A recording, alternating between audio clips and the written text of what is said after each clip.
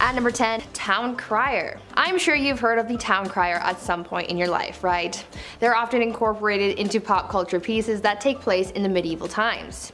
When you think of the Town Crier, you might also think of the famous hear ye that is associated with the speeches of the Town Criers. Back in the Middle Ages, the role of the Town Crier was a very important one, as it was a crucial way for the local authorities to communicate with the residents of their community. The Town Crier would often make announcements of new laws, royal proclamations, the start of events, and even the punishments of criminals. They were basically the news anchors of the past. Also, as I mentioned, we normally associate the Town Crier with the phrase hear ye, but the phrase first started off as oye, oye, oye, which later evolved into the phrase that we are more familiar with. Before we carry on talking about these strange jobs from back in the days of old, why not take a moment to leave a like on this video if you're enjoying it so far, and while you're at it, consider subscribing to the channel to see more videos like this one. At number 9, Water Carrier. These days, we have it so easy. We have the internet at our disposal to learn about pretty much anything, we have cars to get us from point A to point B, and all of our resources are close by. We get food from the grocery store and water from the taps in our houses. But back in the Middle Ages, things were a lot tougher for people, and they had to go through a lot just to get basic life necessities, like water for example. Getting water to people wasn't as easy as you might have thought, and so that's why getting water became a whole profession. In a medieval city, you lucked out depending on the area that you lived in. If you lived close to a river or stream, then you could get all the water you wanted, and pretty easily too. But if you weren't so lucky to live near this resource, then you might have had to hire a water carrier to fetch it for you. People sought out strong young men to become water carriers for them, and as the name implies, they would get paid to go to the nearest source of water and bring it back for their employer. This profession became pretty popular in the late medieval period in London, and by this time so many people were working as water carriers that they created their own fraternity. At number 8, Reeve. These days we have elected officials in our communities who serve as a sort of voice of the people. Back in the Middle Ages, they sort of had someone similar to that, and they were called Reeves. The Reeve was something of a local administrator, and their job was to oversee the day-to-day running of a manor, as well as to solve disputes between the peasants. The Reeve was a peasant too, but they were normally elected by their neighbors or chosen specifically by a lord, and served as a Reeve for a 1-year period. This job eventually faded away as the feudal system began to decline, but fun fact, you can still find some Reeves in parts of Canada. At number 7, Scribe. These days, most people know how to read and write. It's part of our basic education and is one of the first things that we are taught as kids in school. As we progress in society, basic literacy is taught more and more throughout the world, as some people in parts of the world might not have access to this privilege, but back in medieval times, most of the population was illiterate, which made the roles of scribes so crucial. Not everyone had access to the right education, but for those who did and could read and write, they often became scribes. The role of the scribe was as straightforward as the name predicts. Essentially, their job was to write. Scribes were hired to write all kinds of documents ranging from letters to business contracts. One of their hardest jobs though was to copy manuscripts, which was a job that may have taken a scribe several months to complete. Many men and women in monasteries held jobs as scribes, but for common folk in villages, being able to become a scribe was seen as highly valuable as well. At number 6, Peddler. This next job from the Middle Ages is one that we kind of still have these days, just a little more modern. We're talking about peddlers. You know how there are people who go door to door trying to sell you something, like back in the day when Avon used to do house calls? Well, this was essentially what peddlers did. Their job was to travel from village to village to sell various goods. This was how a lot of people in more remote areas were able to buy certain items. The peddler's job was pretty important for the local economy because it was able to bring business to larger areas than just one local town. It seemed like a good enough job, but socially speaking, peddlers were always looked at with suspicion. Oftentimes, local people would accuse peddlers of being criminals. Now, they easily could have been criminals, but it's really a case-by-case situation. You can't judge someone for just trying to get their coin. At number 5, Gong Farmer. Now, even though there were simple jobs like being a scribe and carrying water to people, there were also some messy and not so glamorous jobs as well. This next one I'm about to tell you about was definitely one of the worst jobs that you could have. See, there was a time before modern sewers and plumbing were a thing. This was a pretty icky time because rather than waste being disposed of in sewers, they were deposited into a privy or cesspit. Now, these things had to be cleaned out periodically, and guess what? There were people who were hired to do just that. The Gong Farmer was someone who was hired to maintain the cesspits, and so they would be given a large ladle and they would scoop out the waste and transport it away. Now I can only imagine how horrible that job would have been and how horrendous the smell would have been too. It sounds like an absolute nightmare, so I'm glad it's not a thing anymore. At number 4, Galley Rower. Now, as bad as it might have been to be a gong farmer in the Middle Ages, there was apparently a job that was much worse that people would do anything to get out of, and that was the galley rower. This was considered to be one of the most grueling jobs from the Middle Ages, and I can see why. These people would be tasked with working on a galley and rowing a ship along with a team of up to 1,000 other people. Apparently, people hated this job so much that they would try and avoid being picked to be a galley rower at all costs. Many people would join the priesthood in order to become exempt from becoming a galley rower. Usually this job would go to the poorest peasants and even slaves, as it became more and more difficult to find people for the job. That was one occupation that everyone agreed was the worst. At number 3, cupbearer. Now this is a job that I wish was still around. Not because it's a great job or anything, but I feel like it could have been cool to have my own personal cupbearer so I could feel like a queen, you know? The job of the cupbearer was pretty self-explanatory. Their whole occupation was to serve the monarch their drinks. Now I know I said I would have wanted a cupbearer so I could feel like a bougie queen, but the cupbearer's job was a little more important than just serving drinks. See, there was always the fear that the reigning monarch could get poisoned because it was a very common act of treason back in the Middle Ages. The cupbearer was the only person tasked with serving drinks to the king or queen because they had to make sure that it wasn't poisoned, even if it meant tasting the drink themselves before serving it, just to make sure that all was well in the cup. A lot of trust had to be put into this cupbearer so they could be quite influential in the courts if all went well. They were risking their lives and safety doing a pretty basic task, but it was for the good of the realm. At number 2, alewife. Speaking of drinks though, let's talk about how the drinks got into the cups and who made them. In medieval England, women were mostly tasked with the practice of brewing ale, and they were aptly named alewives as a result. Alewives were very important not only for business, but also for the good of their families. Brewing was a quote, small scale, low investment, low profit, low skilled industry, but it brought success to a lot of married women as well as a substantial amount of independence, since this would have essentially been their business and their own source of income. These women would always be hard at work brewing because they sold their ale quite quickly. Ale didn't have a very long shelf life, and so they would make and sell their beverages quickly to keep up with demand and to compete effectively with others in the trade. Eventually though, the alewife was extinguished by the 15th century as brewing became more commercialized and people sought to take the independence of women away. And finally, at number 1, alchemist. As you can probably imagine, science wasn't all that advanced back in the Middle Ages. There wasn't really much understanding of how the world worked. Back in these days, there were people who tried to practice science in a way that they knew how before many advancements in the field came out, and these people were called alchemists. These alchemists believed that it was possible to change metals and chemicals. They tried to purify metals to change them into other things, and one of the most common experiments was trying to convert tin into gold or silver. For other alchemists though, their mission was to come up with new medicines to heal people and cure them of their ailments. Alchemists were quite popular until the 17th century as the ideas behind alchemy were replaced by the science of chemistry.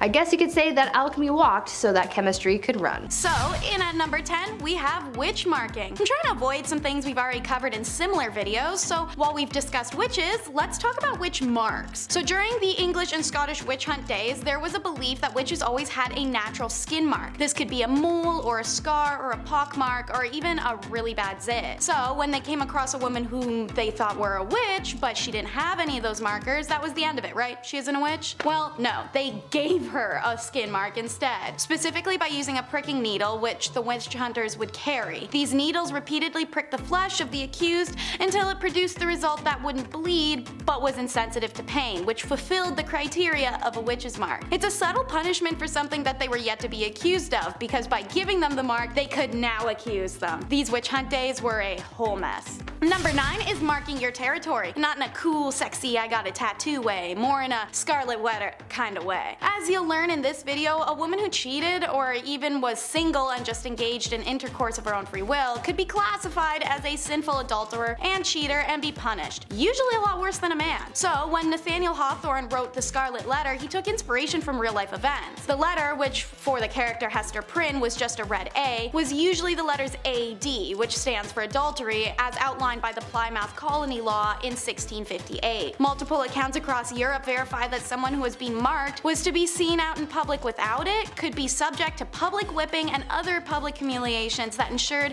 a person's social alienation. Like in the Scarlet Letter, when Puritan minister Arthur refuses to admit his sinful side of the act with Hester, he's branded with an A in his chest. In a man's case, while this was of course painful, it was allowed to be hidden. He also didn't have to face the societal consequences the way any woman would have. For number 8, we travel to discuss status degradation. While it still persists today, not everyone knows what it means. So essentially, you do something wrong, oopsies, you lose some of your basic human rights. You could steal something, have relations out of wedlock, cheat on your partner, miss some work. Every empire that has used this tactic has had a variety of ways that you could mess up and receive this punishment. Naturally, in times where a woman was property and couldn't buy things, own things, or do things, or breathe without having a man side-eye her for it, this was a monumental punishment to receive. Under the Roman Empire Augustus, who reigned from 27 BCE to 14 CE, a woman guilty of adultery could lose several rights as a citizen and suffer a financial burden. Noblewomen in the Kingdom of Korea during the Chosun dynasty faced a similar degradation of their societal status if they were found guilty of remarrying as a widow.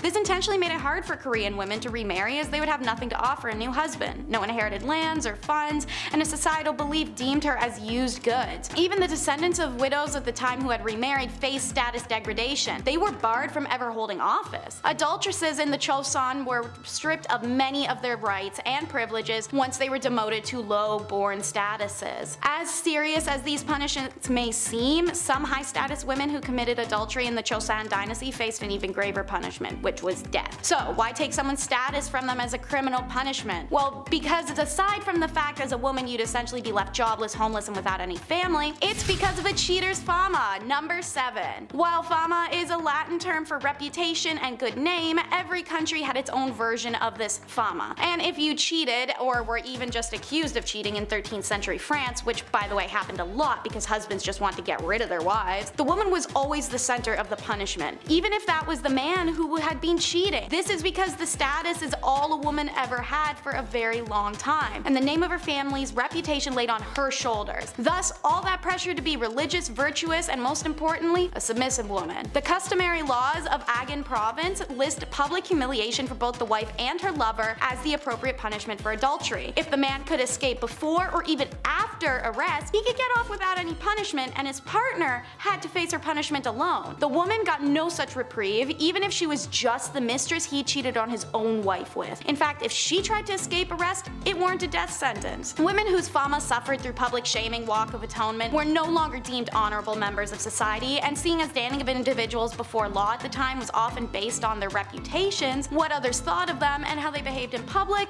she'd be left, as I said, homeless, familyless, and dejected. For my Game of Thrones people, think Cersei. Number 6 is no protection. Get your mind out of the gutter. That's not what I'm talking about. I mean, there's no protection from capital punishment. While civil laws were easier to work around by just getting married alone, you can borrow money or property, you can buy things that you couldn't before and sign contracts, the criminal law didn't bend to a married woman, as she faced the same penalties as an unmarried one. Now, there are technically one exception: pregnancy, but only because it could potentially be a boy, which is insane. Additionally, all women were exempt from certain torts, such as the breaking wheel. But man, when a woman got capital punishment, it was the one and only form, and it was the most brutal and painful one: burning at the stake. By the way, they claim this was the only and the necessary option of execution for a woman, as it's a preservation of female modesty. Apparently, other forms of execution were unbecoming of a woman. Although there may be some truth to this wild justification, modern historians have rounded it down to just misogyny, as well as a deep-rooted suspicion and dislike of women as the root of this execution decision. Essentially, when given the opportunity to punish a woman, men went ham for it and wanted to see her suffer as much as possible. So women experienced the worst executions of the Dark Ages. Number 5 is why women want to stay in religious favor. In medieval Europe, a device was literally invented for women who defied their religious beliefs. Pyramid-shaped and made of wood, the woman who dared to defy her god should fear this. See, they would bind the woman's hands and ankles and then sit one of her two openings on the peak of the pyramid. She would then be incapable of shifting her weight anywhere else and was forced to put her weight down on the tip. It would slowly slide upwards and inwards, and the longer she was pressed down on it, the more her body split apart. These women would be left for days on end sometimes on this device. The device's slow, agonizing death can be compared only to the shame it inflicted as well. The woman was stripped nude and forced to suffer this torture in public for all to see. Number 4 is harems. To start, the word harem is derived from the Arabic word harim, and it often means sacred, forbidden, and sometimes sanctuary. This was an accurate name as only women's household members and some related male members were allowed to enter a harem, which was an honored women's space. The harem was the ultimate symbol of a sultan's power. His ownership of women, mostly slaves, was a sign of wealth, power, and sexual prowess. The seclusion from public gaze also inflated this power more so. But a royal harem could be a place of filth and stink where chaos and emotions ran high. This was the price of being property, used by the emperors and his sons. You could either be favored or so hated that one day you vanish and rumors of your exile whirl amongst your peers. These ladies usually did not have the liberty to move out of the harem as they liked, but inside the harem they could move around as they pleased. There was no sisterhood in them either. Socializing amongst themselves was usually not friendly, and jealousies were shown directly. Makes sense, as status and position of authority in the harem were determined by the place that they had in the emperor's favor, and to give the king his first male child was a great competition in this regard, resulted in unpleasantness through the royal harem. Everyone tried their best to please the emperor and turned her bad qualities like jealousy, aggression, or short-tempered attitude onto other women. Seeing as many of these women were stolen from outside the empire, let alone inside, frustration with language barrier and culture clash was also a huge source of contempt. Sometimes the women would lie to the sultan to have others disposed of, or they'd simply gang up on one another. Regardless, harems were places of drama, inequality, and a race to be favored as a ticket out of sexual servitude. Hidden sexuality is number 3. There were plenty of mainstream laws in medieval and Middle Europe against male homosexuality, and while it wasn't considered as serious, lesbianism still posed a threat to the ideals of a male-centric societal order. A law written in 1260 France stated that women caught engaging in homosexuality shall undergo mutilation on her first and second offense, and on her third she must be burned. This is one of the only laws to specify consequences for lesbianism, but the 13th century and Christian perspective of sex radicalized further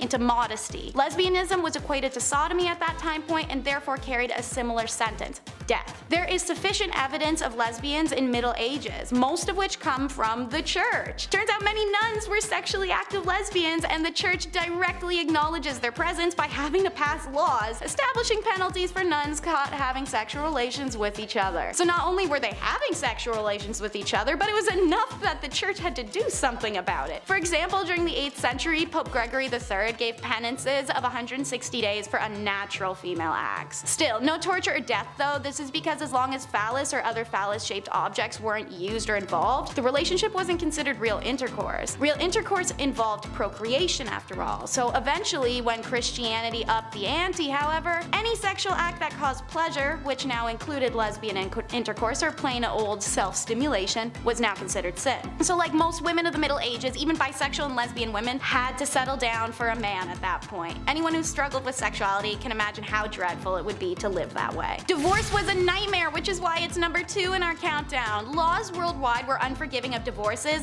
literally always to the woman. In Chinese laws, a woman could only divorce her husband if he mistreated her family, not even her. He, on the other hand, could divorce her for anything. Some accepted grounds for divorce were failure to bear a son, evidence of being unfaithful, lack piety to the husband's parents, theft, suffering a virulent or infectious disease, jealousy, and talking too much.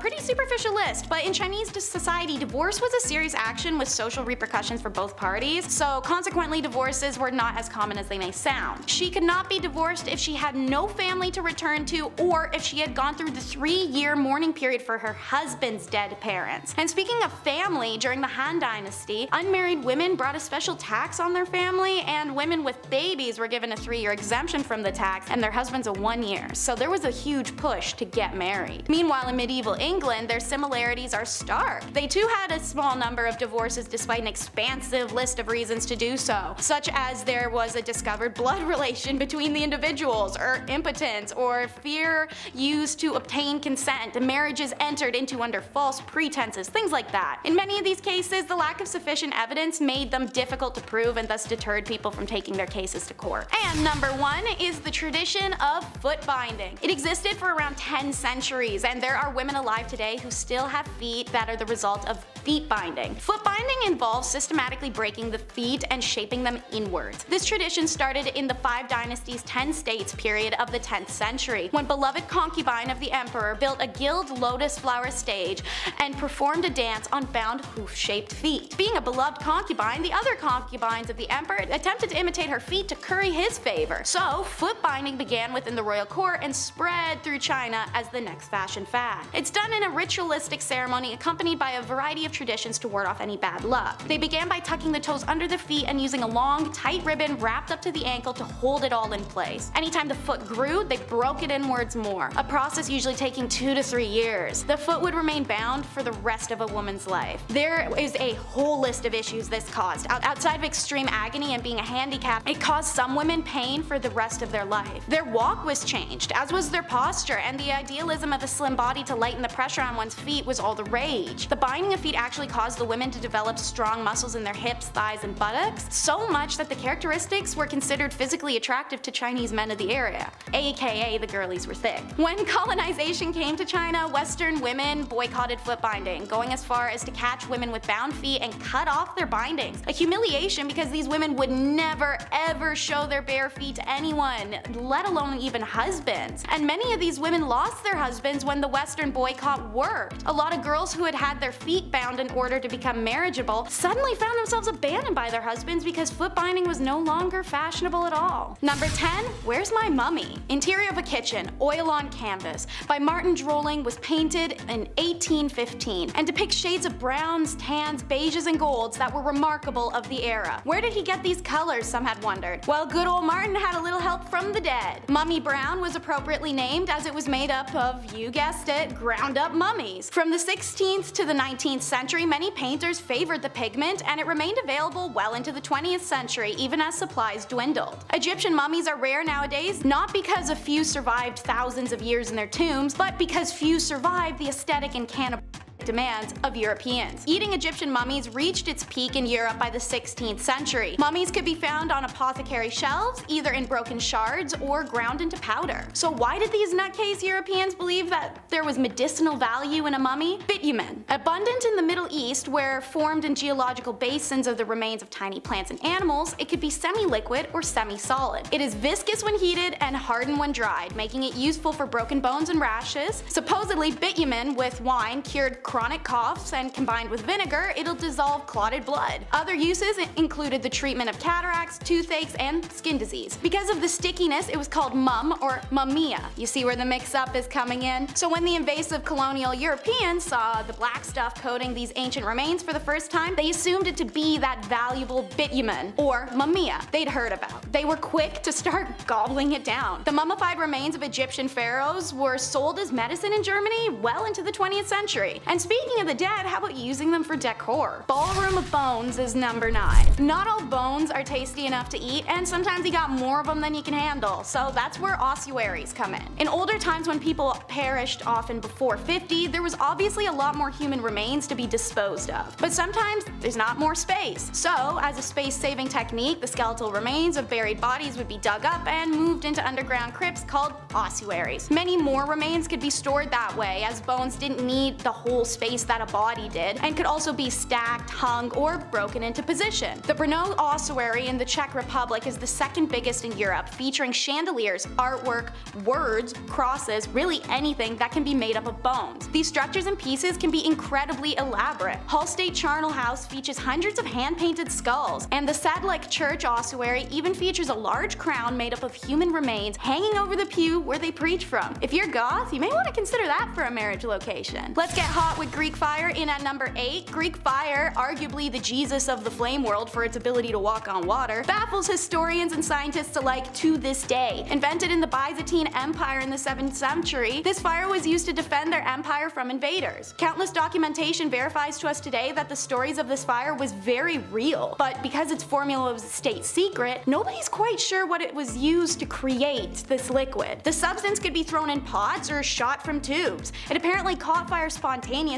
and could not be extinguished with water. It could burn on top of it. It was heated and pressurized, then delivered via a tube called a siphon at the Grecian enemies. What's truly fascinating about Greek fire is that armies who captured the liquid concoction were unable to recreate it for themselves. They also failed to recreate the machine that it was delivered from. To this day, nobody knows exactly what the ingredients went into this mixture. Dance the day, night, and your life away with number 7 in the countdown. The Quebec Incident is one of the first few recorded instances of dancing plagues. Later, there are stories of unstoppable, sometimes fatal, dancing in the German town Erfurt in 1247. Shortly after, 200 people are said to have danced themselves all over a bridge of the Moselle River in Maastricht until it collapsed, drowning them all. The 1518 event was most thoroughly documented and probably the last of several such outbreaks in Europe, which took place largely between the 10th and the 16th centuries. A woman reportedly stepped into the street and began dancing, seemingly unable to stop, and she kept dancing until she collapsed from exhaustion. After resting, she resumed the compulsive, frenzied activity. The more she continued, the more others were afflicted, and within a week 30 others mimicked her strange behavior. Alarmed city officials thought maybe more or better dancing was the solution, so they gathered up the real pros and some music and arranged dancing halls to help the afflicted boogie this out. Instead, the opposite happened, and now as many as 400 people were consumed by the dancing compulsion. A number of them died from their exertions. In early September, the mania began to abate, and that's the last we know of this phenomena. So what is this plague, and why were all these people dancing themselves to doom? Well, the explanation at the time was the usual stuff like demonic possession or your blood was too hot. Modern day, it's likely because of ergot poisoning from molding rye flour used to make their bread, as it's been known to cause hysteria and convulsions. To this day, hundreds of accounts of dancing plagues are found recorded in Dark Ages, but we have no explanation as to why. I don't see dead people, I see green people. The Woolpit alien children are number 6 in our countdown. 2 English chroniclers reported a story from the 12th century that villagers of Woolpit discovered 2 children, a brother and sister, who had green skin and spoke an unknown language. The children were quickly taken to higher officials, Richard D. Colnay's house, where he attempted to communicate and failed. The children also refused to eat for days on end until seeing green beans in the garden, which they ate straight out of the ground. They stayed with Richard long term as he converted them to a normal diet, and they started to lose the green pigmentation. Obviously, after time and growth, these children learned English, and when they were asked where they were from, they told Richard, "We are inhabitants of the land of St. Martin, who is regarded with peculiar veneration in the country which gave us birth." They further explained that where they were from, everything was green, and they had been tending to their father's animals that they followed into a cave. Emerging out of it, they found themselves in Woolpit. "The sun does not rise upon our countrymen. Our land is little cheered by its beams. We are contented with that twilight which among you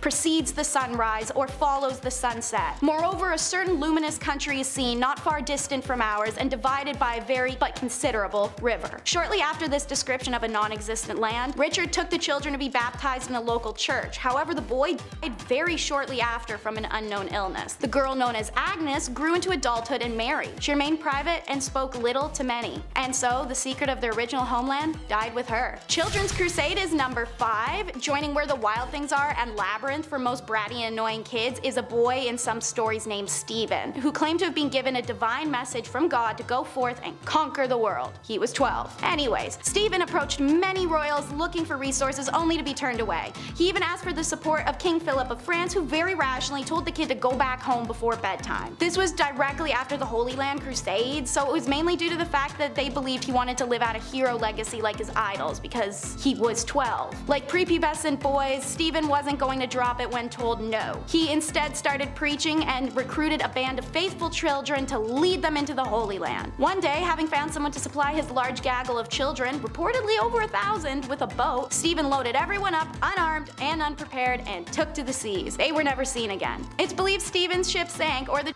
were stolen by the ship crew and brought to Egypt for other unfortunate purposes. No matter what happened, the preachings of Stephen led to what's believed somewhat between 1,000 and 10,000 children to their demise. Stephen is one of few documented children crusaders, none of which can technically even be labeled as a crusade, because to fall under that title, a mission had to be delivered and blessed by a pope. No children's crusade was ever approved. Speaking of holy crusaders, the fate of the Templars is number 4 in our countdown. Founded in 1118 as a monastic military, their duty was the protection of pilgrims as they traveled to the Holy Land following the Christian capture of Jerusalem during the First Crusade. The Knights of Templar quickly became one of the richest and most influential groups of the Middle and Dark Ages, erecting banks, castles, and churches. Their wealth would be their downfall. A secret letter detailed black magic and scandalous sexual activities that was sent through France. The reality of this document was that it was made by King Philip of France, who notoriously stole and plundered from anyone he could. In response, more than 600 Templars are arrested, as well as hundreds of non-warriors who handled the day-to-day work such as banking, farming, and organizing. The men were charged with a wide array of offenses including heresy, devil worship, spitting on the cross, homosexuality, fraud, and financial corruption. The Templars, meanwhile, were kept in isolation and fed meager rations, all while facing brutal torture. Given the extreme conditions of medieval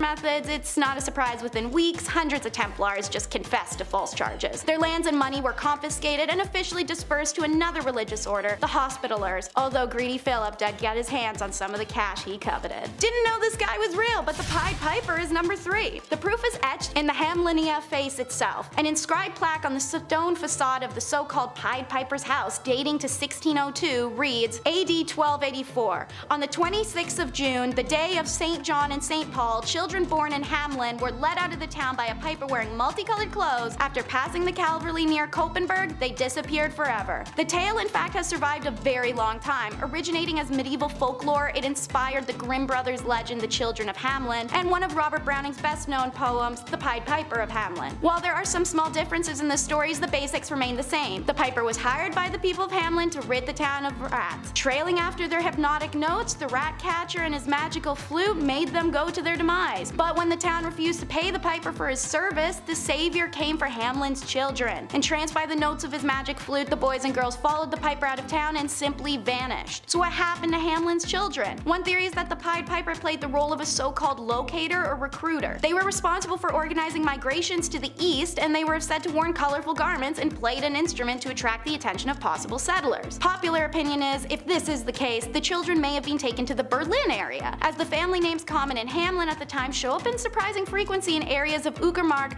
and Prusnik, near Berlin. An entry in Hamlin's town records dating 1384 laments that it's 100 years since our children left. The stained glass window in town St. Nikolai Church, destroyed in the 17th century, but described in earlier accounts, reportedly illustrated the figure of the Pied Piper leading ghostly white children away. And St. Anthony's fire, number 2 in the countdown, is not as cool as it may sound. When people of Paris were tormented with painful boils, sores, swelling, and the sensation of fire in their skin, the only cure seemed to be a trip to St. Mary's Church in Paris. There, Duke Hugh the Great nourished the ill with his holy grain stores, said to help the ill recover. And they did. But as soon as they returned home, they had the plague again with terrible illness. The cause? St. Anthony's fire. The disease starts with faint burning in the skin. Soon red spots covered the infected person's body, who felt like their limbs were on fire. Arms would swell and turn bright red, then terrible hallucinations would plague them, convincing them they were being assaulted by demons or dragged to hell. Finally, gangrene would set in, and the victim's fingers and toes would drop off one by one. Once infected, few survived. So what caused this horrible disease, and why did Holy Grain cure it? Well, if you've seen our video Top 10 Unusual Events from Medieval History, you may know about ergot poisoning. It's a fungus that grows on rye during cold and damp conditions. When the grain is ground up and then made into bread, people consume the fungus and poisoning ensues. So Duke Hugh's stores of holy grain were better maintained because of his status, and they weren't contaminated with ergot. When people ate his grains, their ergotism went away, but as soon as they returned home and they consumed their contaminated grains, they were poisoned again. Ergot would remain undiscovered still for years to come, and many forms of ergot poisoning would manifest in this time. Number 1 takes the video title seriously though, the Dark Age. It's said the 9th plague of Egypt was complete darkness that lasted for 3 days. Well, this may not be entirely wrong, with the exception of it actually being 18 months. In 536 AD, it's said a huge portion of our world went under a dark, mysterious fog that fell on Europe, the Middle East, and parts of Asia. The fog blocked the sun during the day, causing temperatures to drop, crops to fail, and people to die. As a result, countless documents were found in this country of mysterious darkness. However, they weren't taken seriously until the 1990s when researchers in Ireland noticed the rings on the inside of trees indicated some funny business around 536. Summers in Europe and Asia became 35 Fahrenheit to 37 Fahrenheit colder, China even reporting summer snow. They realized that the ancient witnesses were really actually onto something. They weren't being hysterical or imagining the end of the world. Now researchers also discovered what may be the main source of the darkness. A volcanic eruption in Iceland in early 536 helped spread ash across the northern hemisphere, creating a fog and altering the global climate patterns, causing years of famine. With this realization, accounts of 536 become real horrifying real fast. I mean, put it in perspective. One day the world is plunged into darkness and then the sun just never rises again. In primitive times especially, this seemed to have a traumatic effect. We marvel to see no shadows of our body at noon, wrote Cassiodorus, a Roman politician. He also wrote that the sun had a bluish color and the moon had lost its luster and the seasons seemed to become jumbled together. At number 10, no objections. So obviously, with a lot of people marrying willy-nilly, a lot of marriages mostly made people miserable. Maybe. Enemies to lovers is my favorite book trope, so who knows how spicy things actually got. I hate you, I love you, next day, I don't know. But the famous line, speak now or forever hold your peace, only got introduced in 1215 to try and flesh out drama before they couldn't go back. In the Middle Ages, drama, discovered after marriage vows were exchanged, caused major problems since divorce wasn't easy or, you know, accepted. We will get to that later. For instance, Joan of Kent, who was known for marrying Edward the Black Prince and mothering Richard II, had a secret marriage when she was 12 years old. She didn't get approved. In her early teens, she was married to an aristocrat, but the secret marriage was discovered after 8 years. The papal court had to overturn it and return her to her knight. He died 11 years later, and it was after that that her cousin Edward married her. Wouldn't it have been nice to know that little detail before she married the aristocrat guy? Yeah, probably would have saved a lot of heartbreak, hence why the speak now or forever hold your peace was introduced. Number 9. Shotgun wedding. Marriage and weddings back in the medieval ages were practiced very differently compared to today. Back then, people started getting married and having kids very, very young. Usually, girls would be married off as soon as they hit puberty, so around the age of 12, and they would start popping out as many spawn as possible because the high infant mortality rate made it very difficult to grow a family. On top of the duty to further the population, these marriages weren't for love. Arranged marriages were the norm back then because it was mostly used to join families for status or alliances, or because your dad owed Billy from down the block a favor and he offered you to his son Billy Jr. Marriage ceremonies were also very different back then. Because marriage wasn't as big of a fuss as it is now, it didn't matter where you got married or how soon. You could get engaged in the morning and be married by lunchtime if you really wanted to. Most people didn't need permission to get married, so they could hold the ceremony anywhere. Marriage ceremonies could be held in places like pubs, in the middle of the street, or even in bed. Because of this, it made it really hard to know who was married and to whom until the 12th century, when it was declared a holy sacrament that must be observed by God. On number 8, dowries. Today's weddings are so insanely expensive. I don't know if it's ever gonna happen for me, for that reason alone. But, you know, they kind of replaced the dowry altogether. But what was a dowry? It was a set of assets, money, material, goods, real estate that would be given to the groom once the couple united. The purpose of the dowry was to entice a groom to marry the bride if he wasn't already attracted to her. A kind of, we will pay you to marry our daughter kind of vibes. But it also acts as a kind of insurance for the bride. Should the marriage end in divorce, the husband is expected to pay it back. So yes, there were indeed take-backsies if things got really bad. Though considering divorce and annulments were rare and the money really never belonged to her, not the best rule to live by, but the groom would also pay something called the bride price or bride wealth. The groom was expected to pay a sum either in assets or money to secure a lady's hand in marriage. This implied security for the bride and their family. But yes, in both accounts, technically, a bride could be bought and sold for whatever price the family/groom deemed appropriate, so really just a marriage pawn. Number 7. Watching consummation. Back in medieval times, depending on the century, weddings either meant a lot or meant nothing at all. If it was the early medieval age, then no one really gave a hoot about marriage, and I'll get to that later, but later, in the medieval age, marriage became a holy sacrament, and this sacrament had to be consummated. On the night of the couple's wedding, they would do the good old brown chicken, brown cow, boom boom pow, OMG wow, which could have been a positive or negative experience depending on circumstance, but it was also a little weird because there would be people watching it all happen. That's right guys, after the ceremony and reception, people would follow the bride and groom up to the bedroom and be like, hey Joe, grab the popcorn, we're watching the live showing of 50 Shades of Grey. And Joe would be like, yo bet, and then that's exactly how it happened. Anyways, this was all done so that there were witnesses to the consummation, so that the marriage's validity could be backed up. So if anyone tried to deny that their marriage was legit, Joe with the popcorn would be able to back up the bride and groom and confirm that everything happened. Kinda kinky, kinda weird. At number 6. Shoes! Back in the days of old, shoes were apparently a huge staple in society. They were pointy and weird and expensive and complicated and were even integrated into marriage practices. During the wedding ceremony, it was a tradition for the father of the bride to take one of the bride's shoes and give it to the groom. The groom would then tap the bride on the head with the shoe in a token of his authority. But the shoe traditions don't stop at bopping people on the head like little bunny foo-foo. You know how these days there's a tradition of throwing the bouquet at weddings, and apparently whoever catches it is the next to get married? Well, that tradition sort of came from the medieval tradition of throwing shoes at weddings. Instead of throwing flowers, brides would throw shoes at their bridesmaids to determine who was next to walk down the aisle. Now this whole bride throwing things idea has failed me before because I caught a bouquet once and I'm as single as ever, so maybe someone needs to chuck a shoe at me or something this time. Please. Number 5, the bedroom trial. So divorce, again, wasn't a thing. On the upside of dying early, it potentially meant that you weren't locked in a marriage for too long. If the marriage did end, it wasn't a divorce, it was an annulment, which was very expensive. A common reason this happened was due to consanguinity, which was close relations by blood or marriage, which was forbidden. Other grounds would be adultery, leprosy, and impotency. Also failure to concede to the marriage debt, which was the obligation for both spouses to engage sexually. It actually didn't matter where this happened, you had to do it even if it was in a church. It was a big deal. Enter the bedroom trial. Court cases from the 14th century show records that bedroom trials took place that would determine whether a marriage should continue. The bedroom part is exactly as it sounds. The man and the woman were placed in a bed together and were to be watched by the wise women for several nights. If over the course of the night the man's member remains of no use, i.e. impotence, then it was determined that the marriage should end. But the wise women were most likely either complete strangers or the groom's grandmother. So I doubt that would have helped with the getting it up part.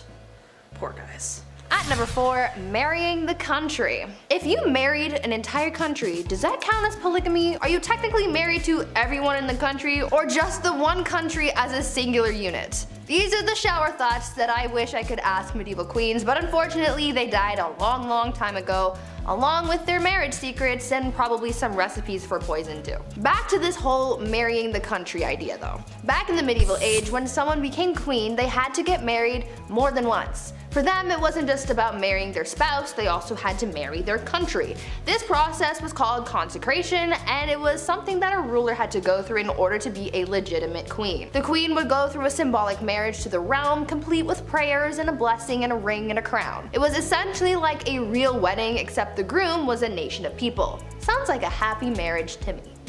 Yeah. Number 3, the veil. As we have determined so far in our list, love wasn't the primary reason for marriage, especially for nobles, so as a result there were quite a significant amount of arranged marriages. Besides the symbolism of humility and purity, it was also used as a way of disguising the bride entirely. The bride would often be wrapped from head to toe to protect her from evil spirits. This tradition goes all the way back to ancient Roman times. That's one explanation, but during arranged marriages it was more literally used to hide the face of the bride from the groom. So if he didn't like what he saw after he literally unwrapped the package, well, too bad, she's yours now. Eventually veils progressed to being much smaller, but the tradition of revealing the bride to the husband to declare ownership remained a tradition even to this day, kind of, except now it's more romantically idealized. Did you see Priyanka Chopra's awesome veil in that? You know the one. At number 2, long distance marriage. You know how during the pandemic people started having Zoom weddings? Well, in a way, people have been doing something similar since the medieval ages. Back then, a lot of weddings were simply for political reasons, and so a big ceremony was rarely needed. So when two people from different kingdoms were getting married, they didn't necessarily need to be there for the wedding. Instead, they could send proxies and have someone marry their new spouse on their behalf. This would be the legal binding of marriage, you know, the paperwork side of things. But once both parties could finally meet in person, then they would hold a second ceremony with all the pomp and circumstance that you would expect. And yes, it still included the whole watching the consummation thing. Ew.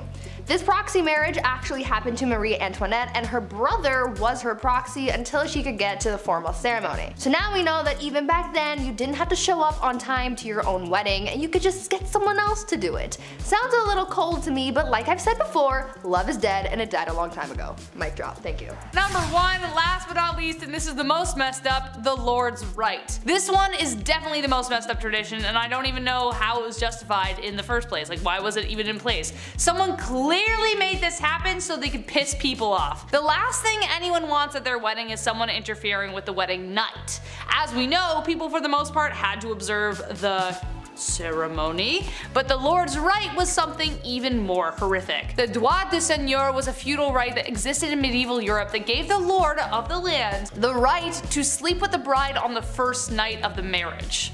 That's right, so most often they would take the bride's virginity. Now, just how often this right was carried through is debated, but if your lord had a particular vendetta against you, it wouldn't be surprising. This right could also extend to a lord taking the virginity of every woman in the village, even if they didn't want to get married. It was ridiculous. However, late Middle Age and Renaissance era texts don't clearly determine whether this practice ever occurred.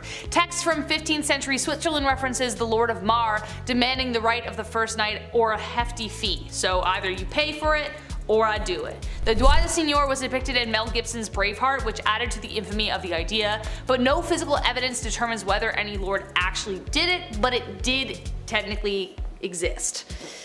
Gross. Starting us off is cutting edge courtship, quite literally in this case. It was traditional in some Nordic countries to have courtship customs involving knives and daggers. This is due to sacrificial nature in their original belief. The purpose of a dagger is prevalent for that after all, but it was also due to its functionality. In Finland, when a girl came of age, her father let it be known that she was available for marriage by providing her with an empty sheath. The girl would wear an empty sheath attached to her girdle, skirt. If a suitor liked the girl, he would put a pukoko knife in that sheath, which the girl would keep if she was interested in him. If she wasn't, she could just toss that anywhere. The knives were often custom, so a man would be able to woo a woman with unique details and imagery on a blade, but could also offer an heirloom or traded blade. Seeing as women of the Nordic region didn't shy away from handwork such as farming, jewelry making, clay working, etching, clothiers, and even some positions like smelting, a blade was a thoughtful and convenient gift that also said, "I love you a whole dagger's worth." Something so romantic about giving someone a gift they could quite literally kill you with. In the meantime, while the scans are giving blades, the English are being taught the NoNo Days and the NoNo Ways. In layman's terms, they were being told how to have intercourse and when. That just doesn't make for a fun title. You may be familiar with these laws and regulations. They've come up in some of our other medieval and Middle Age videos. This was a time period where the church had a lot to say in state affairs. Not to say that it doesn't now, but they were able to make determinations such as intercourse schedules around the religion. Real laws were in place that people could not have sex on Sundays, Thursdays, or Fridays due to religious reasons. Whenever a holiday had a fasting period, such as Lent, abstinence was expected then as well. If anyone was to deviate from the set rules by having intercourse, they were committing a grave sin. These laws were written in penitentials, which were books that indicated what was allowed under the church rules and what was not. Oral, backdoor, premarital, and self-inflicted intercourse were banned in these books. Now thankfully their wide-range taboos included some good stigmas to have, such as interbreeding, so that minimized people keeping it in the family and messing up our future populations. But even with sexual laws, men could be knaves, which is just an old-timely way of saying being a dog. Now, I'm not saying ladies couldn't have itchy feet and dog their way around too. We do it now and we've been doing it then, but it was a lot worse for ladies to be caught back then. So the general consensus is that it was rare, and when it did happen, it was usually affairs outside of a marriage. In general, young medieval daters had to be cautious. While peasant marriages were a little more than saying we're married most of the time, reputation, especially for a lady, was huge, as was virginal status. homes. Men of higher status often sought out beautiful peasant girls for affairs. Sometimes they benefited the woman greatly and she'd become an heir to a status child, thus elevating her own. But for the most part, it was pure carnal enjoyment men were after, in a time when women were told to do the opposite. And so it became a game of men trying to win a single woman into doing the act. She had everything on the line while he usually had nothing. Secret flings were frowned upon, to say the least, and were often seen as a sign of potential trouble, hence the English ballad that would warn of knaves preying on young fair maidens at country fairs. A young woman caught having affairs was a wild scandal that could even be punished for or put to death, so making the decision to bow to a lord's or even a common man's pressure could quite literally destroy a woman's whole life and being. Yet it's still a decision women made. Ah, hormones. Yet when it comes to marriage, it's always love versus politics. Medieval marriages tended to be negotiations, particularly around dowry, but it wasn't all about money. It was very important that a noble woman is a virgin at marriage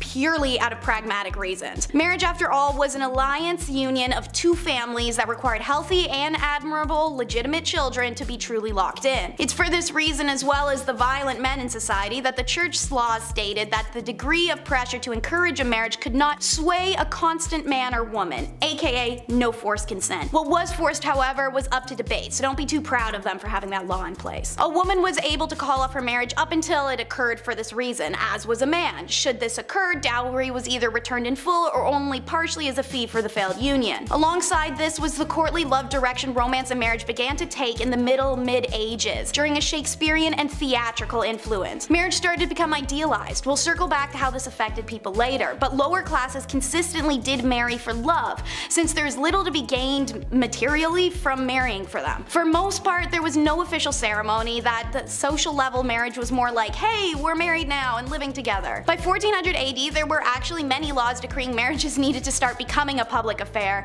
and one may wonder how often people did marry in secret. Next up, watch lords try to impress ladies with a lance measuring contest. As mentioned, courtly love and chivalry are important facets of medieval society and culture, and seeing as tournaments and displays of masculinity were centerpieces of this culture, it's no surprise it made its way into courting. By 12th century England, tournaments were in full swing, usually consisting of jousting and melees, a big organized throwdown between knights that were not expected to be dangerous but occasionally resulted in serious injury or death. These tournaments were respectable places to meet potential suitors, and singles flocked to these spots to watch heroic knights joust and parade themselves around while noble maidens looked on adoringly. Some contemporary conservative commentators, as well as the church, however, complained that the tournaments were places of frivolity, scandal, and lust. Buzzkills. Don't worry, if sword fighting isn't your forte, then poetry or songwriting were also popular ways to express your love to a lady. And remember, when meeting a beloved, dress to impress, but not so much that you cause a scandal. Remember, sumptuary laws exist. It'd be pretty embarrassing to be arrested and sentenced on your first date with someone. It was advised that medieval women getting ready for a date should wear their tallest steeple hat and their best dress, and top it off with their finest linen wimple. This helped to elongate the neck. A long neck on a woman was considered beautiful. So was a bunch of other weird stuff that we'll get to in a second. Meanwhile, men should always remember on a date to wear their best gown and hose, which are pantyhose. But as said, don't dress too posh. The sumptuary laws of medieval England, such as the statute concerning diet and apparel of 1363, tried to ensure that citizens did not dress or consume above their social status. These rules included what kind of fur trims could be worn and by whom, colors, hats, patterns, shoes, and all the whole shebang. Check out our video Top 10 Unusual Medieval Laws You Never Knew Existed to learn more about sumptuary laws and laws of fashion. The rules of etiquette will most definitely help you avoid scandal when invited over to the family home of your potential lover, and they were genuinely as follows. 1. Keep your hands clean. Don't stroke the dog or the cat. Be sure to wipe your fingers on the tablecloth instead of licking them. 2. Bones are not to be gnawed, and don't pick your teeth with the sharp irons. 3. Don't eat with a fork. Forks were used to prepare food, but most medieval Europeans thought forks were an odd thing to eat with. 4. Don't eat with a knife either. Many people carried the knives on them on their belt to carve up the food before eating, but don't eat with it. 5. Okay, if it's a liquid, use a spoon. People tended to eat with their hands for everything else. 6. Don't sit too close to the salt cellar. Salt was expensive and associated with prestige, so it's a good dating tip at a big dinner to see who sat closest to the salt cellar. And 7. You can burp, but look up at the ceiling as you do so. And 8. Remember, you must not urinate at the host's premises unless you're staying overnight and it's before bed. Obviously, some of these things like wiping your hands on a tablecloth, eating without a knife, or holding your pee until it's time to go are pretty unusual to us now.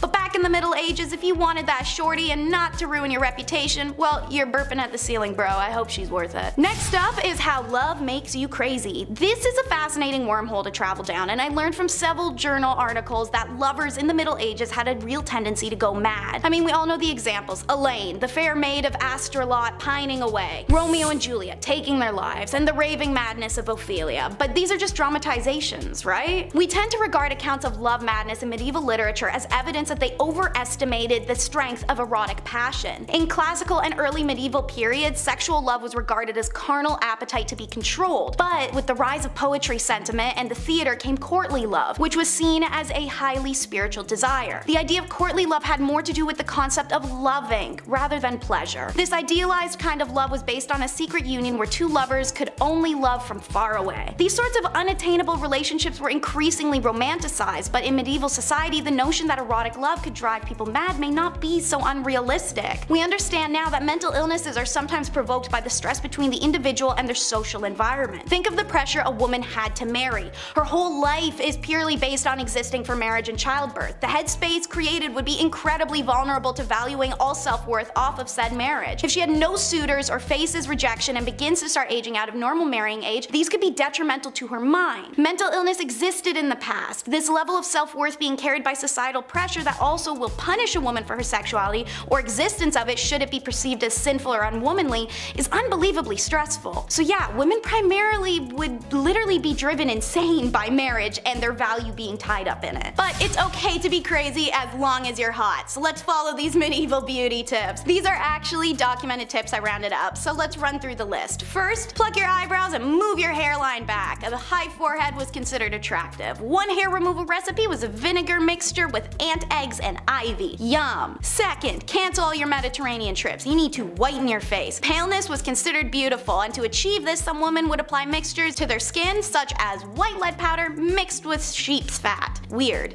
Third, while you're at it, hide those birthmarks and moles with homemade concealer. These blemishes were sometimes associated with witches in the Middle Ages. You may know this from our top 10 unspeakable things women went through in the Dark Ages video. One popular concoction was a face mask of bull's or hare's blood. Fourth, brunette is boring. Go blonde with organic hair dye. Flaxen hair for women was considered the most beautiful. Women who were not blonde could try a hair dye made from stale sheep's urine and saffron. If word of mouth wasn't enough to get these beauty tips to you, rest assured, Daniel of Beccles wrote a popular 13th century etiquette book. Regarding appearance, he said a man's hair should be neatly styled with a beard that was neither long nor shaggy, and nails should be attractive and teeth should be kept clean. How do you keep your teeth clean? One recipe for teeth cleaning in the Middle Ages was to mix sage leaves with salt, roll into balls, bake them into a powder, and then rub them on the teeth. Sage advice indeed. And if you do not want to be a scandalous unmarried spinster, you better listen to it. And last but not least, don't forget to bring the hemlock. Whether you're two dirty knaves trying to get down lawlessly, or a married couple who didn't want kids, hemlock was your best friend. So yes, while the medieval church made it clear that sex outside, and for some clerics inside, of marriage was sinful, the literary and documentary evidence suggests that these medieval Brits were still finding ways to be as randy as rabbits without an illegitimacy scandal. It was hemlock, a recommendation made by 13th century author Peter of Spain in his book Treasure of the Poor. Peter wrote men should rub boiled paste of hemlock on their boys before intercourse. Seeing as hemlock is poisonous, this was ballsy. Obviously they were open to whatever suggestions they could get. When Persian physician Abba BMZ Razia's works was translated, Europeans gobbled up his suggestions, which was applying cedar oil onto the nether regions before intercourse for a man or after for the woman. He also said that if the woman jumps backwards after intercourse, the stuff will fall out. Seeing intercourse before marriage itself was illegal and knavery was perceived the way it was, I'm sure I don't need to explain the scandal in this one. At number 10, Feast of Fools. One of the more lively aspects of the Dark Ages was the many festivals and holidays that were celebrated. Though most of the population worked grueling hours for days on end, they often got breaks to hold celebrations. Most holidays and celebrations that were held were religious, but others were just silly and were designed for people to have fun, like the Feast of Fools for example. The Feast of Fools was held in early January and was inspired by the pagan festival of Saturnalia. This was a pretty interesting festival because it involved swapping the highest respected officials with serving maids, and they became masters and were crowned kings of misrule. This festival first started as something confined to the church, but soon it became a bigger affair with parades, comic performances, music, costumes, and even drag. These people really liked their festivals. Another pretty weird festival that they held was the Festival of the Ass, where a young girl carrying a child would ride on the back of a donkey into a church, and during the service, instead of saying amen, they would say hee-haw like a donkey. I know, bizarre, right? And number 9, beautiful death. Death was kind of a big deal in the Dark Ages. Sounds weird, but you also have to take into account the fact that the average life expectancy was only about 30 years old, so really, you didn't have long. Also, people back then were faced with some pretty harsh times like famine, cold, and of course, the Black Death. Because they had to face death so early on and so often, the so-called art of dying came to be.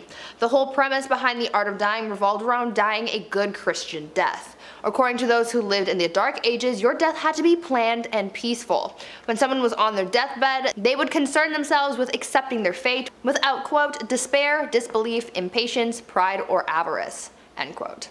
This art of dying thing was very popular amongst priests, and this actually led to a lot of painters at the time depicting people in holy professions as submissive to death and what was to come for them. At number 8, helmeted chickens. In the Dark Ages, peasants didn't really get the best food. The good stuff was more so saved for the members of the elite, and these people ate some good stuff. I mean, to us it's weird, but to them it was finger-licking good. Speaking of finger-licking good though, let me tell you about one of their weirdest foods, helmeted chicken. No, it wasn't a special chicken that was prepared with special ingredients or whatever. It was literally what the name is, a helmeted chicken, aka a chicken with a helmet on. I know. Weird, right? This was a theatrical dish to say the least. It featured a regular old cooked chicken that was stitched to a pig like he was riding on its back, and to add a special little something something, the cooks would fashion a tiny helmet to make it look like a guard or knight for whatever lord or king that they were serving this bizarre dish to. This was a fan favorite because of how extravagant it was, but that trend sort of lived and died in the Dark Ages because you can't catch any chef doing something like that these days. Gordon Ramsay would have a fit over this one. Before I carry on telling you guys about all of the weird and crazy things that people did back in the Dark Ages, I would first like to ask you guys to leave a like on this video if you're enjoying it so far, and also consider subscribing as well to see more videos like this one. At number 7, fashion. Back in the Dark Ages, fashion and high quality clothing were a symbol of status in society. For the elite, it was their way of displaying their wealth and high status over the poorer population.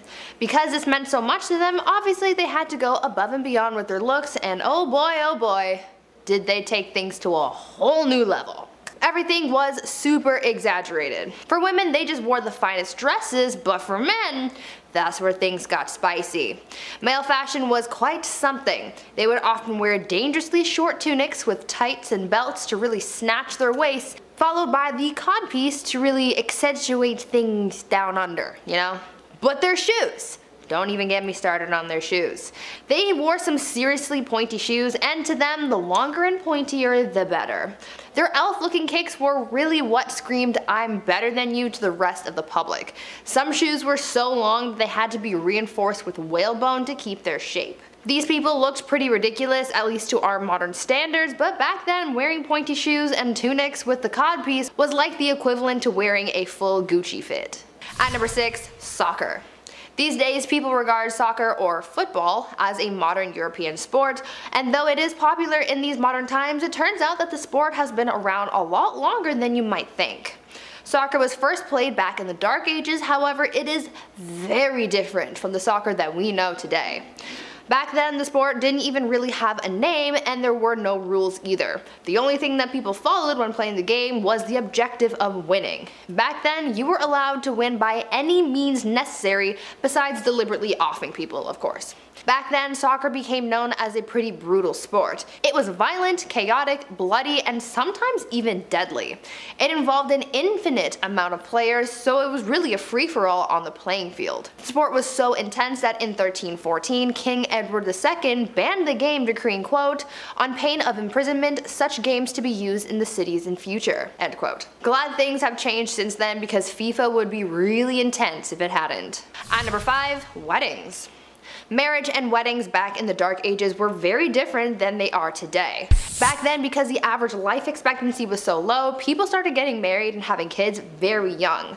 Usually, girls would be married off as soon as they hit puberty, around the age of 12, and these marriages were not for love. Arranged marriages were the norm back then because it was mostly used to join families for status or for alliances. Marriage ceremonies were also very different back then. Because marriages just weren't as big of a deal back then as they are today, it didn't matter where you got married or how soon. Most people didn't need permission to get married, so they could hold the ceremony anywhere. Marriage ceremonies were held in places like pubs, in the middle of the street, or even in bed. Because of this, it made it really hard to know who was really married and to whom until the 12th century, when it was declared a holy sacrament that must be observed by God. To make things even weirder, the consummation of marriage was also pretty odd because it wasn't a private affair. The act of bedding wasn't seen as an intimate moment between the couple, but rather an investment in the union, so it was observed by witnesses. I am certainly glad things have changed. At number 4, jesters. You would think that being a court jester in the Dark Ages would have been a pretty bleak job, but you would actually be wrong. I mean, yeah, they looked funny with their outfits and hats modeled after the ears of a donkey, but jesters actually held a lot of power in court, making their job a pretty good one compared to other common folk. The court jester's job was to make people laugh by doing tricks, stunts, and telling jokes. Sometimes a jester would poke fun at the king or lord that they served, or would make comments about a kingdom's politics, and for a lot of people, saying these types of things would give them a one-way ticket to the gallows, but not the jester. Because of their profession, by royal decree, anything that they said was taken as a jest or a joke, so no one could get mad or offended at what the jester said or comments on. Basically, the jester was the one person in the court who was immune from medieval cancel culture. They could offend anyone they wanted to, and no one could stop them. At number 3, unicorns and Jesus. The thing about the Dark Ages is that it was full of superstition and mythology. Within this period of time, there was a lot of confusion when it came to religion, as paganism and the rise of Christianity were both hot topics. Many times, superstitions and mythology from paganism made its way into the religious beliefs of Christians, and things were known to get a little weird. Take, for example, the unicorn and how it was incorporated into the Christian beliefs of the Dark Ages. It is believed that a mistranslation of what is thought to have been an ox is what brought unicorns into Christianity. Because of this mistranslation, the Bible likened Jesus to a unicorn. Since it was in religious texts, people in the Dark Ages sort of just ran with it, and so they started incorporating the unicorn into many religious artworks. To further this whole unicorn thing, they made up a superstition that only innocent maidens were allowed to touch unicorns, and they even used the unicorn to come up with a rather uncomfortable allegory of Christ entering Mary's womb.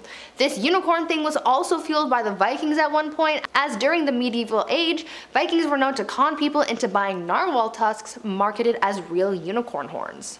At number 2, divorce by combat. Back in the Dark Ages, if you wanted a divorce, you had to be willing to fight for it.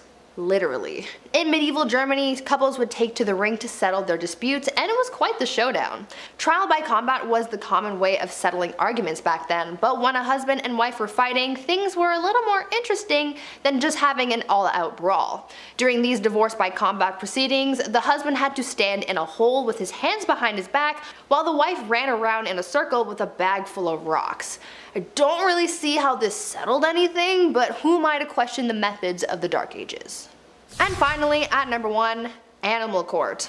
I think that one of the weirdest things about life in the Middle Ages was their legal cases. As I just told you, their divorce proceedings were literally a trial by combat. They also found bizarre ways of trying someone if they were accused of witchcraft as well, and that was pretty dark, but the strangest court battles involved animals. Yes, animals were sometimes put on trial back in the Dark Ages. All animals from livestock to pets and even insects were not safe from the law, and they would be put on trial if they were suspected of breaking the law. According to records from the Dark Ages, at least 85 animals were put on trial for a number of reasons. Pigs were the ones who were put on trial most often for chewing off people's body parts and even eating children.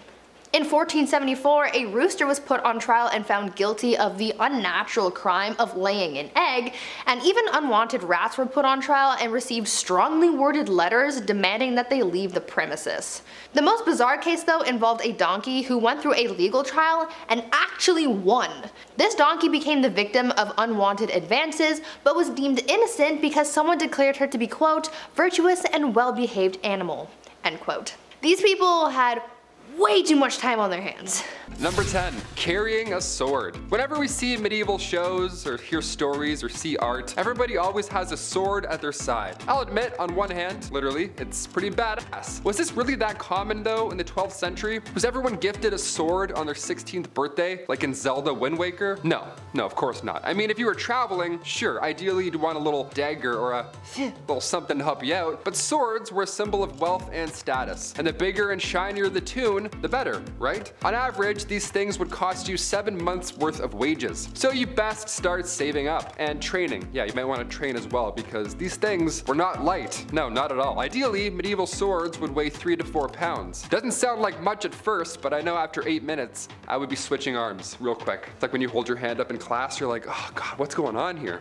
Gotta do some push-ups. In our number 9 spot today, we have the death cage. If you were to take a look at the punishments used in history, it quickly becomes clear that people of the past just really liked watching people die or have pain inflicted upon them. It's very strange, it's very dark, and it certainly is not for the faint of heart. The death cage is just one of the many horrifying punishments used during the Dark Ages. Essentially, this was just one method of execution that was extremely public, as they would strip the person down and lock them in an iron cage that was placed somewhere that everyone would be able to see. From here, the condemned person would be locked in there with no food or water, and everyone would just watch as they slowly died. Unbelievably messed up for a multitude of reasons, for sure. Sometimes, to make matters even worse however, the condemned person would also be slathered in milk and honey so that they would also be attracting insects, just to make the whole dying process even worse. It's all bad. I'm just thankful that those days are over. Number 8. The summer of 1348, aka the Black Death. Now let's talk about this horrible event, shall we? If you thought summer 2020 sucked,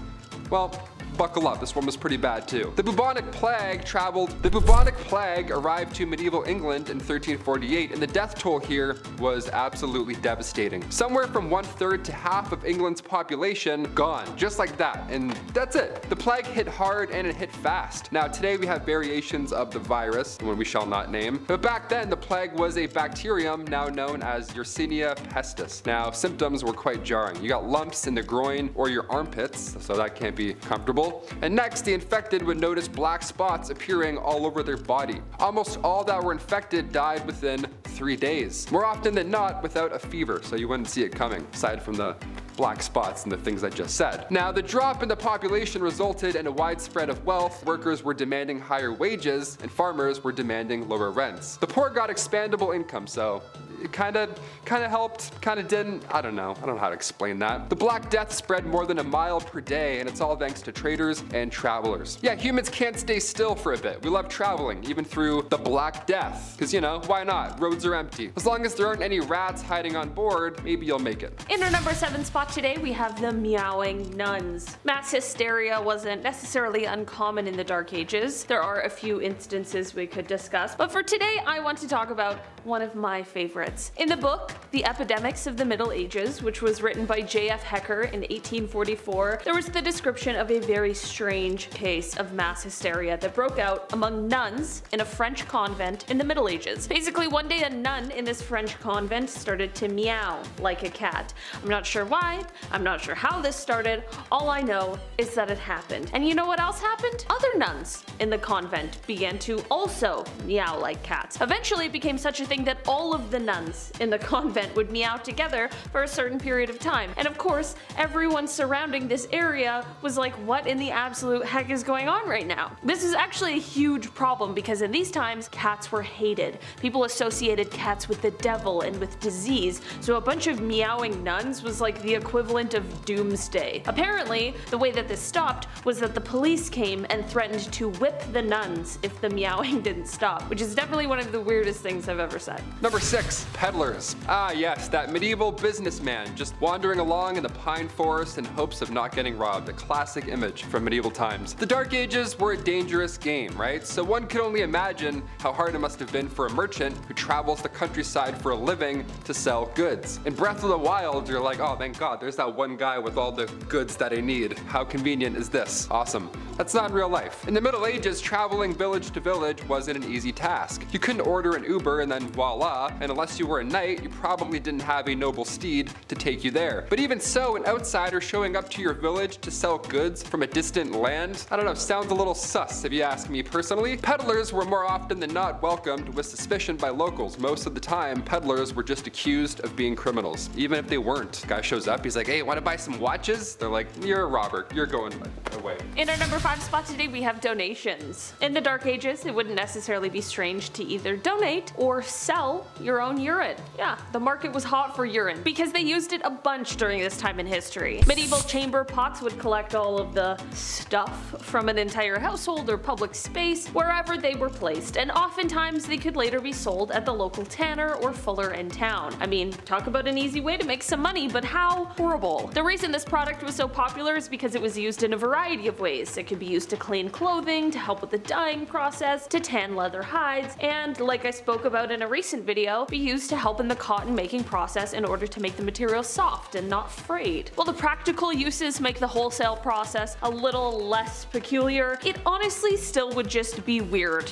to have to sell your own pee or your neighbor's pee. Number 4, color coordinated. I get it, on Wednesdays we wear pink. It's nice to add a little color into your schedule at work, in the office. It's fun, sure, have at it. In medieval times, they were serious about their looks and colors. There was no around back then. Having rules about what colors and what type of clothing and hats you could wear, you named it. It was all based on your occupation or social level. Some colors were banned for certain professions. Imagine that. For example, imagine if you were a night worker, right? If I can say that, a woman, lady of the night. You weren't allowed to wear certain styles or colors. That's hilarious. Hey, welcome to Ontario. We don't wear jeans here. Got it? All right, now get in. 15th century English law banned knights or anybody below knights from wearing velvet, which is so random to me and so funny looking back now. Imagine that. And you may know this one, but purple was a fancy color back then. Purple has been associated with royalty even since the ancient world. Natural purple dye was rare, and medieval Europeans believed that mixing dyes was unnatural and diabolic. It was a no-no. So they were missing out on purple for quite a while because they didn't want to,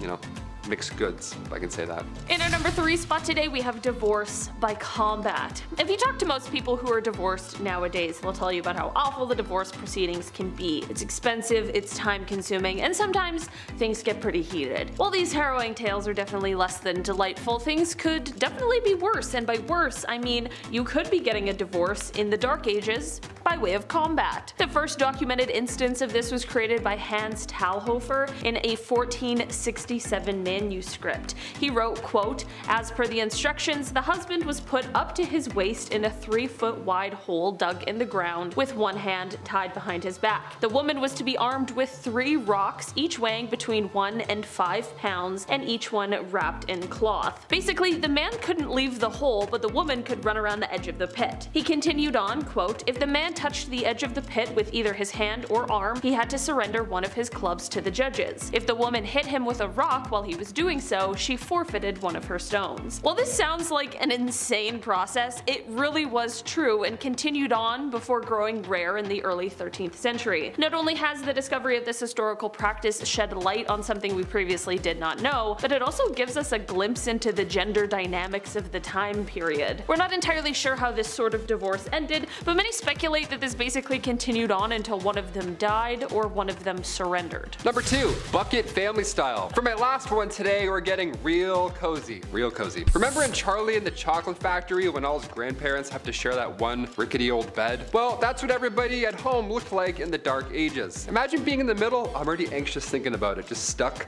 I mean, think about it though. Back then, space was so limited. Warmth is also a plus in those winter nights. And beds, they were massive. They were made of straw and wood. It was a whole thing. It was a whole situation. It's not like you could fit more than one of these in your home. No way, Jose. Even in the royal household, this was a common theme. King King Richard I of England and King Philip II of France both had to sleep in the same bed as an act of diplomacy. Again, I would be so anxious and awkward there. I'd be like, oh, excuse me, Mr. King guy, you're snoring too loud. In our number 1 spot today, we have affairs of the court. If you know anything about marriage in the Dark Ages, you know that love was often not a part of it. To sort of piggyback off my last point, if you were in a loveless marriage, like most everyone else was in the time, but didn't want to go through the process of beating your spouse to a pulp or any of the other divorce methods at the time, you could instead turn to courtly love. This wasn't for the common household and instead was for members of the court, but it allowed the lords and ladies of the time to experience love and courtship despite what their marital status might be. Yeah,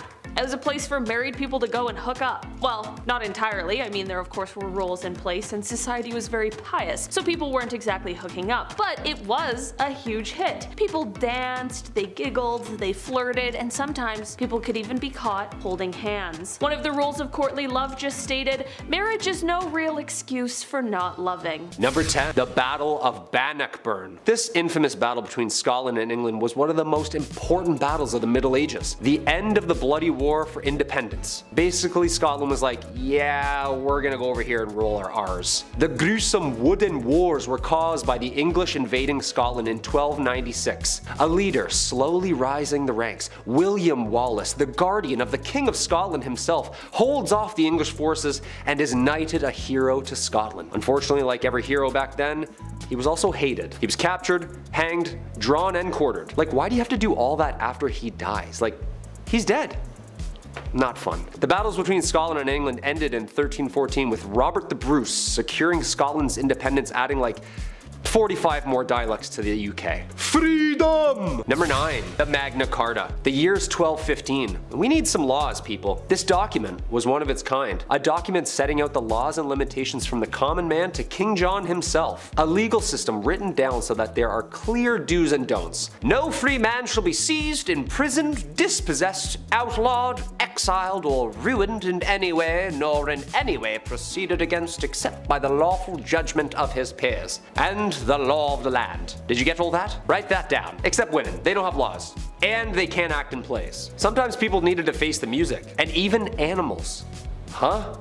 That's right, animals. Being tried in a court. A lively and popular event trying any law-breaking animal from goats to pigs to even chickens. Ladies and gentlemen of the court, did you, Mr. Feathersworth, peck the floor, yes or no? Objection, Your Honor, leading the witness. My brain can't fathom this, guys. Number 8. The Crusades. A 3-part miniseries spanning over 200 years. These bloody and ruthless wars were battled between Muslim and Christians for the proprietorship over sacred sites and the land in the East Mediterranean. A 3-part miniseries spanning over 200 years. These bloody and ruthless wars were battled between Muslim and Christians for proprietorship over sacred sites and land in the East Mediterranean. Wars that resulted in 6 million deaths. The Knights Templar, a brotherhood of highly trained soldiers horseback bashing their way through the East. These guys were the real deal, almost like the Navy SEALs of their time. We've seen these paintings.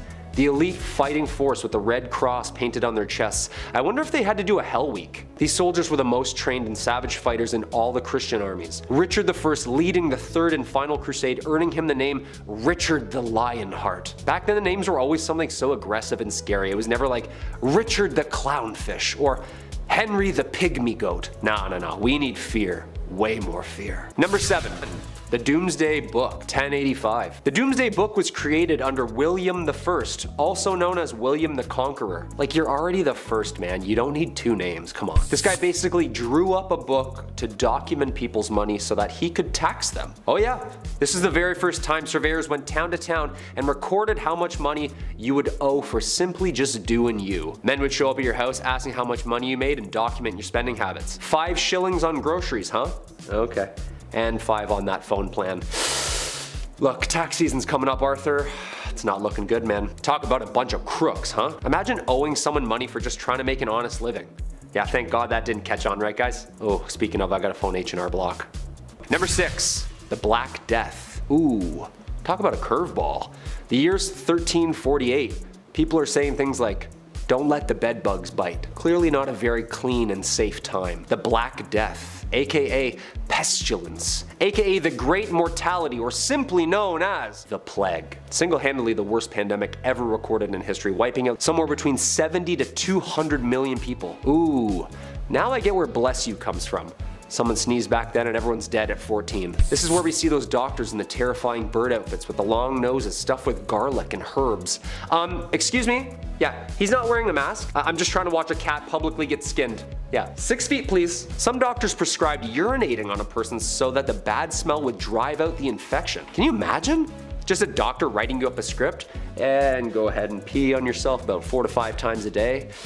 Take with food. Should be gone early next week. And just let me put my mask back on here before you leave. There you are. The plague started in Europe in October 1347 when 12 ships from the Black Sea docked at the Sicilian port of Messina. Most sailors aboard the ships were already dead, but those who were still alive were covered head to toe in black boils that oozed pus and blood. Ugh. Sometimes the Black Death included fever, chills, vomiting, diarrhea, temporary loss in motor skills, and then of course, death. Number 5. Joan of Arc. Finally, a woman in the Middle Ages.